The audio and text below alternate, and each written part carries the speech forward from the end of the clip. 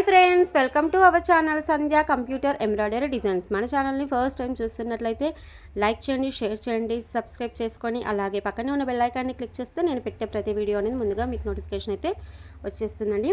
ఇవాళ మన వీడియో ఏంటంటే, నాకు ఓన్లీ 1 డేలోనే 10 ఆర్డర్స్ అయితే వచ్చాయండి.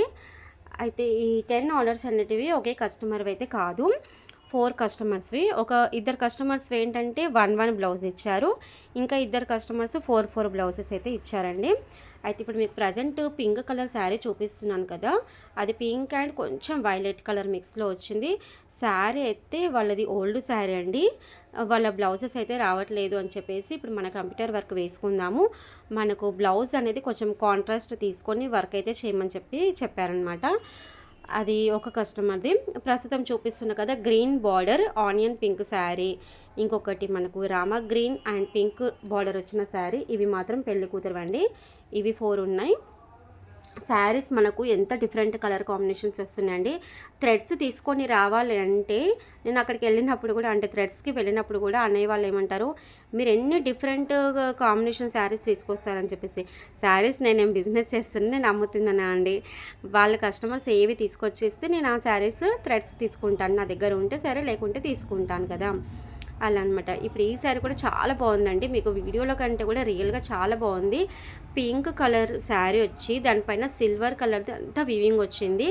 బార్డర్లో ఏంటంటే డార్క్ బ్లూ వచ్చేసి కాపర్ అయితే వచ్చేసింది. చాలా బాగుంది శారీ కాంబినేషన్ అనేది. కొన్ని కలర్స్ అనేటివి చాలా బాగా కనిపిస్తాయండి. ఆ బ్లూ దానిపైన మనం ఏ వర్క్ వేసినా సరే వర్క్ అనేది చాలా హైలైట్ అయితే అయిపోతుంది.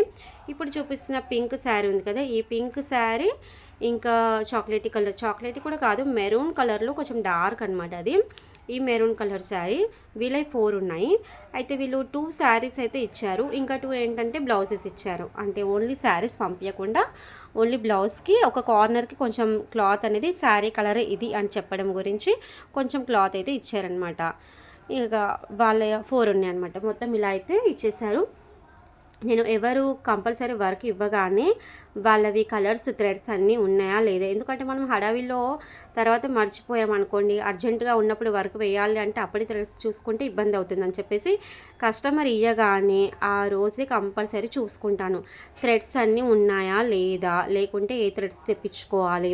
నేనైతే ఆల్రెడీ చెప్పాను కదా, మరీ ఎక్కువగా స్టాక్ అయితే తెప్పించుకోను, ఎందుకంటే అవన్నీ మనకు దారాలు ఉంటాయి కదండి, అవి చీకిపోయినట్టు అయితే అనమాట. అంటే మీకు ఎలా అర్థమవుతుందంటే పాడైపోతాయి, ఊకే థ్రెడ్ బ్రేక్ అవుతుంది అనమాట. కాబట్టి నేను అందుకే ఎక్కువ అయితే తెప్పించుకోను. మీకు ఆల్రెడీ వీడియో అయితే అప్లోడ్ చేశాను, ఒకవేళ కొత్తగా చూసిన వాళ్ళైతే మన ఛానల్కి వెళ్ళి నేను థ్రెడ్స్ గురించి అయితే ఒక వీడియో చేశానండి, ఒకసారి అయితే వెళ్ళి చెక్ చేయండి, ఓకేనా.